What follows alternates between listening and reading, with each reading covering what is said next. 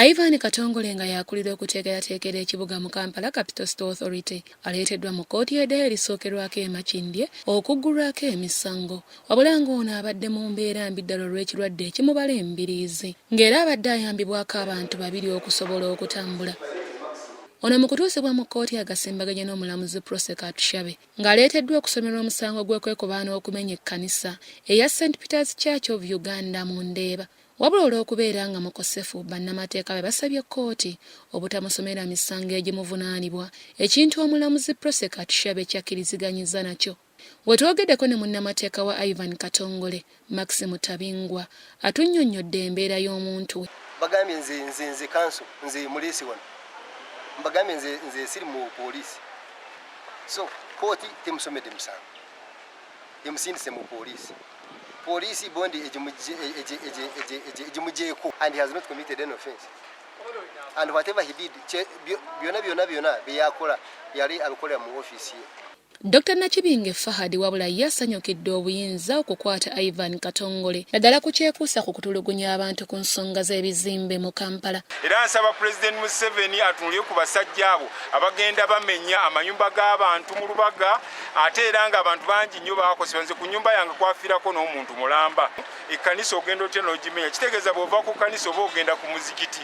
So Naika Richard Katonda atandise okusasula era nsaba akusasulire ddala olayike nti obonaabonera mu kkomera. Abavunaana mu musango guno mwe muyina civil engineer wa Kampala Capital City Authority Naika Richard ng'ono akola gwa kulambula bizimbe mu Kampala ali mu kwaya ng'ono avunaanibwa ne Dodoviko Mwanje n'abalala 22 okuyinibwa Wannyondo ba kkooti ko n'abasirikale ba poliisi. Wabula omuvunaanwa omukulu mu musango guno Dodoviko Mwanje ne gye buli eno taleetebwanga mu kkooti. Ekkanisa ya St. Peter's mu Ndeeba yamenyebwanga ennaku z'omwezi 11 omwezi ogw'omunaana omwaka 2020.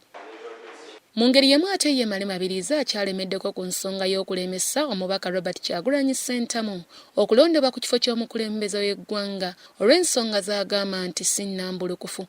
Kati nga wetwogerera anoonya mikono gye musemba okuwaba musango guno mu kkooti agamba siwa kukkiriza Robert Kyagulanyi Ssentamu kwesimba ku lukalala lw'abaana ababeesimbyewo. Ekyazuddwa nti Mwami Kyagulanyi yagwa okubala ku siniya 4 ogwa kwennyini n'afunamu F.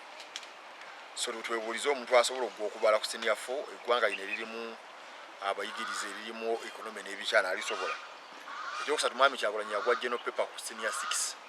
General paper lupapulo kugamba owa science owa arts buli omwe alukola lubaamu ensonga ez'ensinga bwetambula obutaba na mirimu economy etambula etya abaana b'oku nguudo ebyabigula yafuna n'agwira ddala. Obujulizi kati buli already naye tukyabukunganya buwere bwe bunaawera nga tumuggulako omusango nja kumuvunaana nze ng'omuntu mu mateeka mu criminal court era egunaamusinga Kyagulanyi bamukaliga emyaka 7 nga taddamu kwesimbawo ku kifo kyonna. Nze Namamode Deborah wane Makindye.